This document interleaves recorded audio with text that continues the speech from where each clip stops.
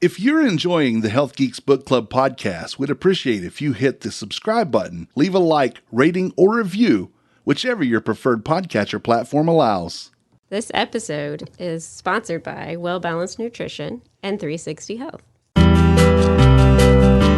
Welcome to the Health Geeks Book Club podcast. Listen in as Kristen Norton and Eleanor Russell review all those great health and wellness books you've been wanting to read or you have read and want to talk about. Here's Kristen and Eleanor. Hello, this is Eleanor Russell. I'm a health geek, and today we have with us Cyrus Bush. Hello. Are you a health geek? I guess I am, technically. He's a guest with us. We're still reviewing the GENIE in Your Genes by Dawson Church, and my co-host, Kristen Norton. Hey, hey. Are you here today? I am present. In the moment.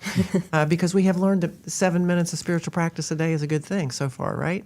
Yeah, amongst other things like meditation and visualization and this thing called EFT. Yeah. So we'll get into that. Right. Well, I am a biologist by training. What are you, Kristen? I am a registered dietitian, nutritionist. And what are you, Cyrus? I'm a chaplain, I'm a musician, and I'm a EFT coach. There you go. So we're going to keep talking about this. I did want to bring up another science. I mentioned him in the last one. The guy that wrote the Biology of Belief, Bruce Lipton. Yes. He has an incredible resume, and he has just done phenomenal things and written in scientific journals. And he was an anatomy teacher at the University of Wisconsin and lots of other places. And then he went down to Granada, and he did some work there. And then he became a teacher in the chiropractic schools. And then he jumps into this belief stuff. So, you know, I think it's an evolution of thought that's going on with some of us who have studied these things in detail, and we still haven't kind of gotten the what's going on. You know, what is happening here? And this idea of quantum physics jumping in here with the idea that we're surrounded by all these vibrations, and every thought that's ever been thought is out there. This field. But I can't prove that. Can you? I mean, maybe we have detectors now that pick up these vibrations, and they can take pictures of us now and show the electronic fields around us. Yeah. So I think as our instrumentation gets better, those of us in the scientific method who want to, see it and reproduce it and do it again and show that it does happen again. It's not just one event that you happen to have a good experience, but that it would transfer over to the next person. That's I think the concern in the practice of healing is you don't want to take someone on a journey and waste their time. You want to take them on a journey that will take them to better health or wholeness, whatever that means. Healing is not necessarily curing somebody. Correct. Right? So, so with that start, in this book, we could probably talk about it for 22 episodes. There's a lot of good stuff in here. We'll probably continue down the road this topic and read some other books on this avenue and keep our finger on the pulse. But we wanted to jump into some of the more practical things and get out of the weeds. And I'm going to let Kristen take a lead on that. Yeah, I'm going to read a part from the book. When we realize that we have some conscious control over the biochemical environment in which we bathe ourselves, we suddenly become acutely aware of which ingredients we are dropping into the stew. Just like an expert chef, we can choose to put only tasty thoughts and feelings into ourselves. We would no more put toxic thoughts into our consciousness than we would throw rat poison into our soup. I love that. But Isn't that a fun one? I do, but when you think about the culture we live in and the entertainment industry There's and so all much the stuff toxicity. Yes. It's very entertaining, isn't it? Oh, yeah, it gets a reaction, a response, and people can't turn away from it, it seems like. Yeah, it's very compelling. It's addictive, yeah. Yeah, and when I was teaching, I thought, why is my classroom so negative? The one kid that's smiling, why isn't that infectious? But that one kid that says, I hate what you're teaching us, man, that goes like wildfire. Yeah. So I think evolutionarily we're programmed for a negative approach because we're trying to be skeptical of the world, which is, what I'm saying about this. I'm a little skeptical. Alive all these years. Yes, I'm a little nervous. And so it doesn't come naturally. We have to work at putting those positive thoughts into our stew, quote unquote. And you, Cyrus, have a really practical way of doing this that you taught me and that Dawson Church advocates and teaches and certifies people in, and that's EFT, emotional freedom techniques. I do teach that. Yeah, and use I it. will say that the byline of this book is Epigenetic Medicine and the New Biology of Intention. And I think that intention is the conscious decision to do this. Yeah. Well, with EFT, you help people who are dealing with something in their life that they are not enjoying, something that's painful, something negative. And so you help them address that. And through tapping these acupressure points on your face and your upper torso, you can send a calming message to the part of the person, the amygdala, that's been triggered by something, and you can calm that down. And after that calms down, well, when you're triggered, the body is releasing a cascade of all sorts of chemicals, adrenaline and cortisol, so that you can run or fight or whatever you need to do to preserve your life. And so once that calms down and stops being produced so massively, your body creates the DHEA, which is the healing hormone that you need to replenish, to digest and heal and restore your body. And so working with people using EFT, we do that. We make that transition. When somebody starts tapping about something, they may be in overwhelm, and I may just have them tap on these points, not even saying a word, and just tapping the points can send that calming message to the amygdala. It can slow the production of these chemicals, and then help them to take a deep breath and then start seeing themselves and the situation differently with more possibility and hope. Yeah, the idea, the vibration of the idea that I'm in trouble or I'm not good enough, or, I've been programmed to think I'm not worthy, I have no value. Yeah. It gets triggered. You keep thinking, you get in a cycle of thinking, and this tapping kind of helps redirect those connections. And you address it. A lot of people just want to go directly to thinking positively and changing it, but if it's there in the background, you need to address it and calm that part down so that you can actually and literally make a transition, an impressive change, and it's a decisive change. So coming out of that chronic stress chemical milieu.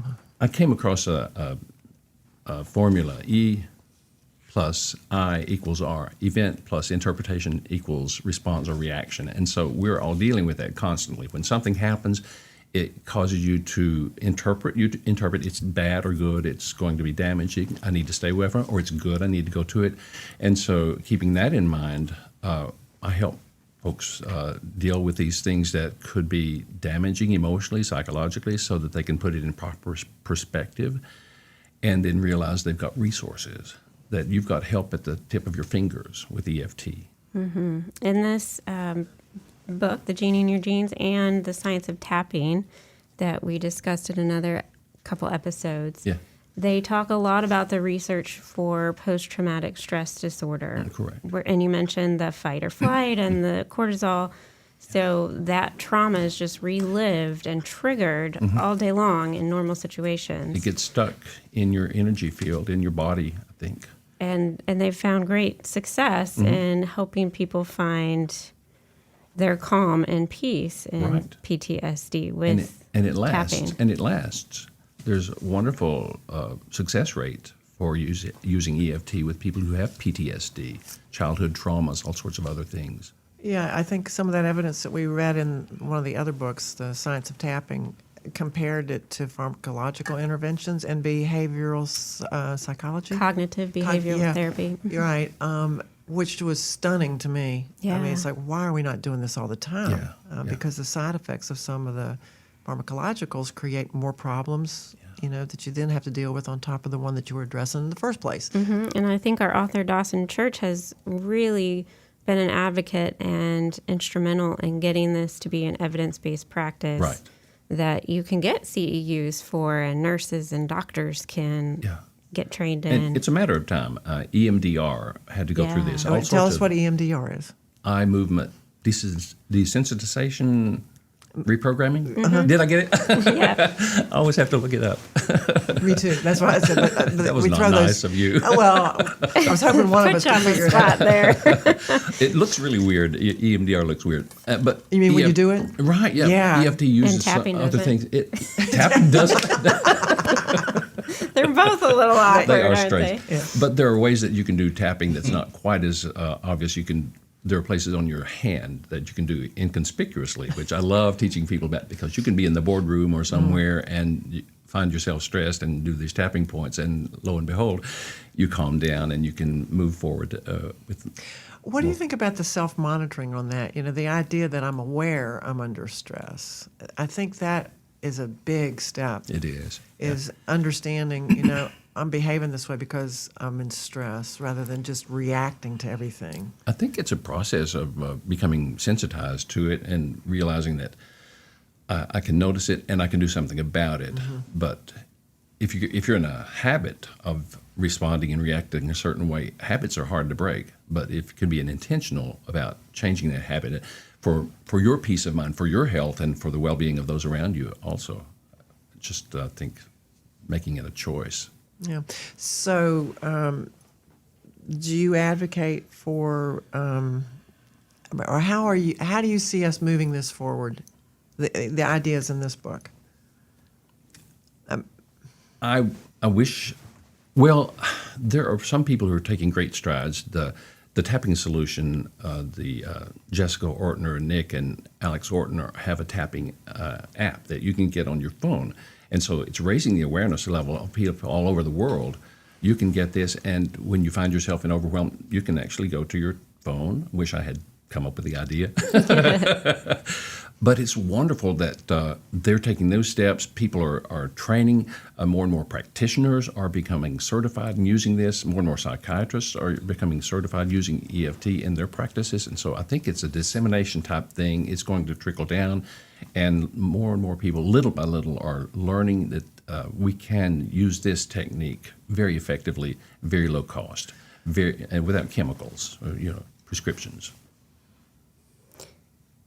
Yeah, I think it's a fantastic. And Cyrus, you should mention that you also help disseminate because you train other people to do. Twice a year, I do a training program for people who want to learn how to use EFT, and it's an online event. It's 4 days of training, wonderful, intense, hands-on type of. Well, not hands-on. If you could, as hands-on as you can get with a Zoom meeting. So, how does the referral process work? Because if the MDs are not because I think in America, the mindset is you go to an MD.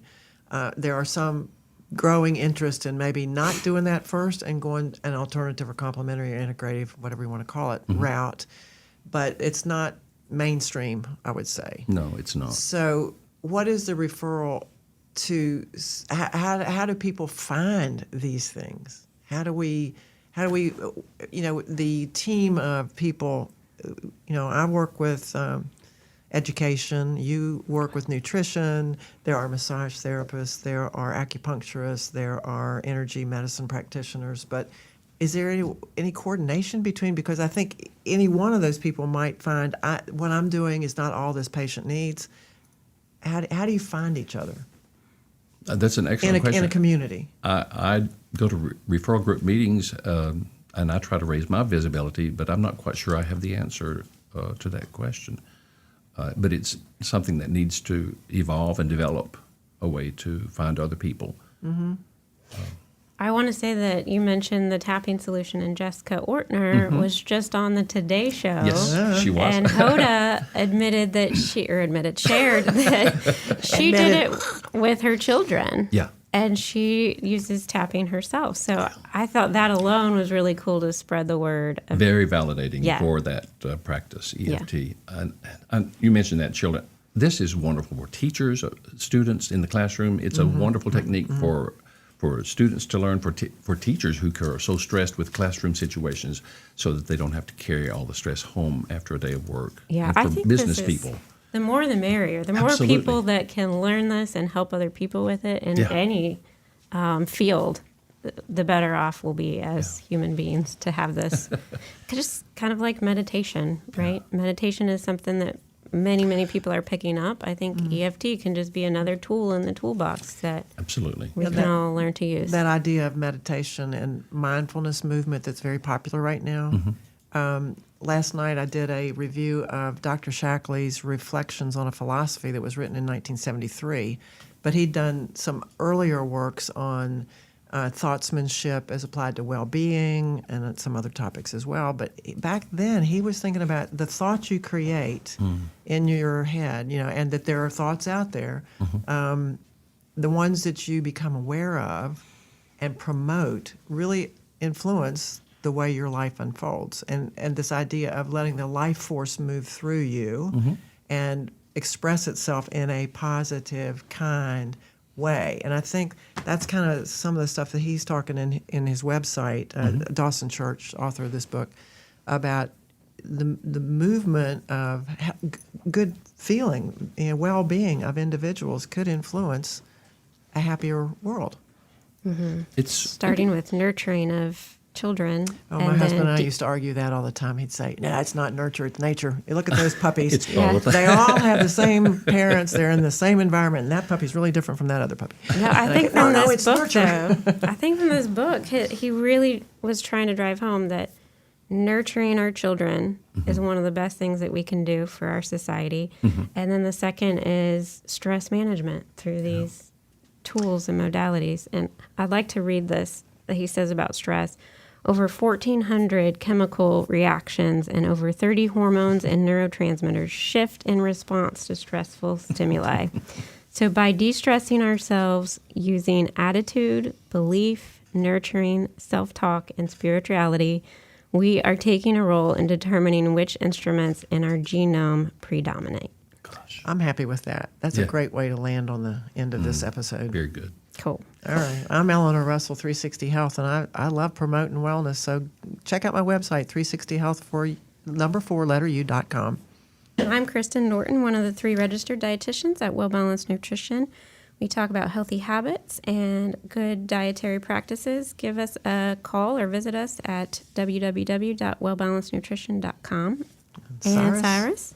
I'm Cyrus Bush, coach, mentor, EFT practitioner, and trainer, helping people find effective ways to deal with stress and difficulties in their life. You can find me at cyrusbush.com or YouTube channel, Cyrus Bush, or I got an Instagram account. So Cyrus_Bush_coach_mentor. Oh, boy. And Timothy Beeman, you have been awfully quiet, even though we were talking about what we feed our brain. Yeah, And thank you for being our producer. absolutely. He's amazing. And Cyrus helps you tap into your awesomeness. There we go. That's right. Thank you. And he's sharing more and more simple tapping practices that you can learn.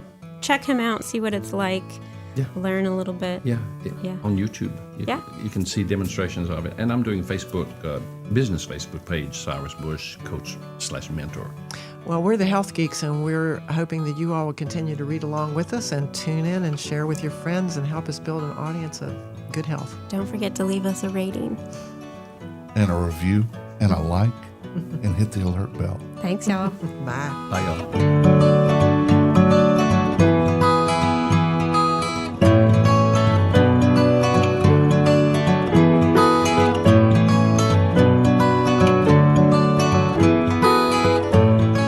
Views and opinions stated in this podcast are solely those of the contributors and are not necessarily those of our distributors or hosting company.